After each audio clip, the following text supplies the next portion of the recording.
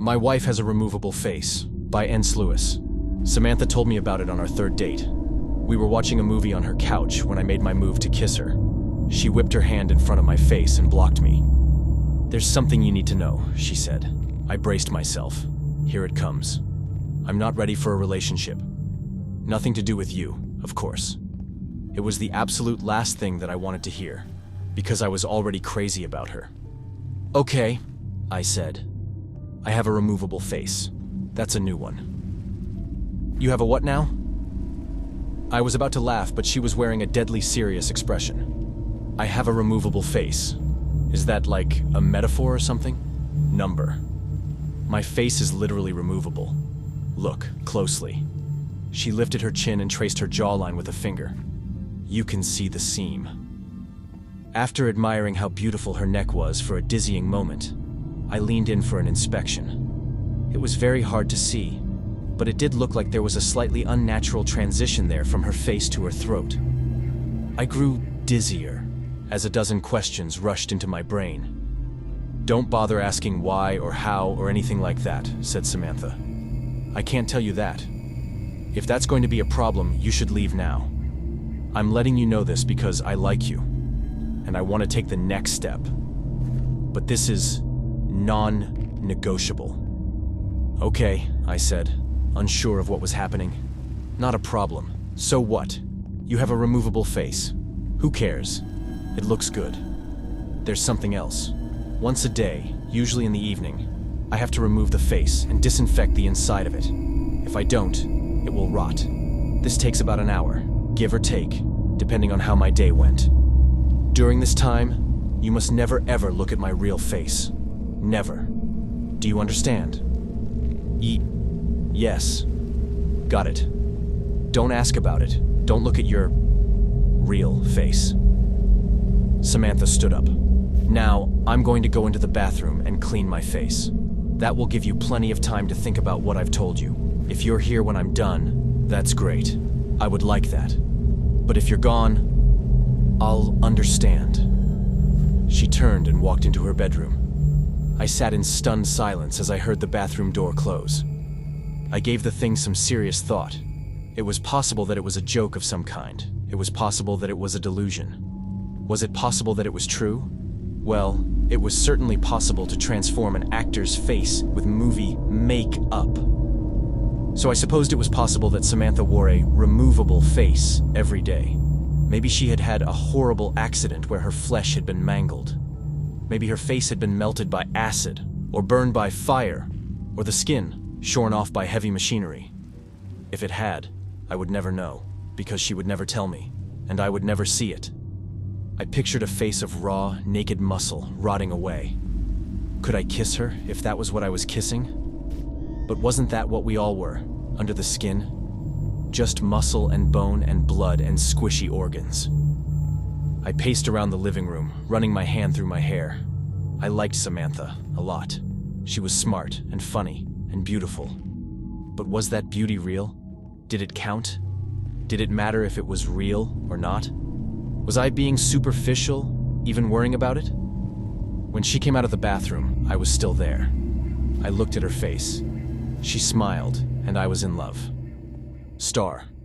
We dated, we moved in together, we decided to get married.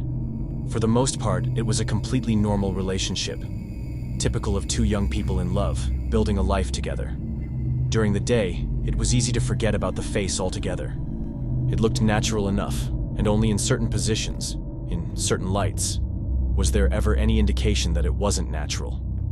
But every night was the same. Samantha would close herself in the bathroom, sometimes for an hour, sometimes for 2, and clean the inside of her face. The curiosity never left me. I would sit there and wonder what was under that face. I came so close to barging in on her a few times, but I never did. I did occasionally ask her about it, about what, if anything, had happened, about how it was possible to make the removable face look so real, about what it really looked like underneath. I tried to coax her into showing me, assuring her that I loved her no matter what, and didn't give a damn what her real face looked like. I was just curious, that's all. She never showed me or told me the story behind it. she didn't get upset at me unless I was really badgering her. She'd just shrug and say, "You know you can't see it. You know I can't tell you about it." Asterisk, I never told anybody about Samantha's removable face. It's not that she asked me not to. I just didn't think it was anybody's business. Except once, I did tell somebody. It was during my bachelor's party. We had rented several cabins in Big Sur and spent the night drinking and packing our noses with powders that we shouldn't have been packing our noses with.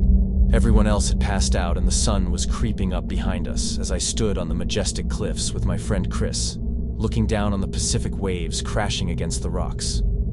Chris was my best friend, as close to a brother as I'd known. We'd grown up together and visited each other at college often and spent the summers together. After college, we'd moved to different cities, but we stayed in close contact. Standing there on the cliffs, I told Chris about Samantha's removable face. At first, he thought I was joking.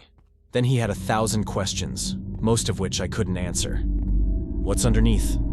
"I don't know, man. I don't know." "Doesn't that drive you crazy not knowing?" I shrugged. "Lots of stuff I don't know. Don't know how to do calculus, and I don't know what happens when we die." "But dude, she's about to be your wife, and you don't even know what she looks like. I mean, I'd have to take a look. Like, you could set a camera up in the bathroom. That's where she does it, right?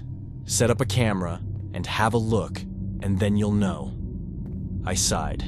"Yeah, it drives me crazy. I've asked her 1,000,000 times, but she told me I could never look. Gotta respect that, man, even if I don't like it. That's love." Chris laughed. "You telling me to respect a woman?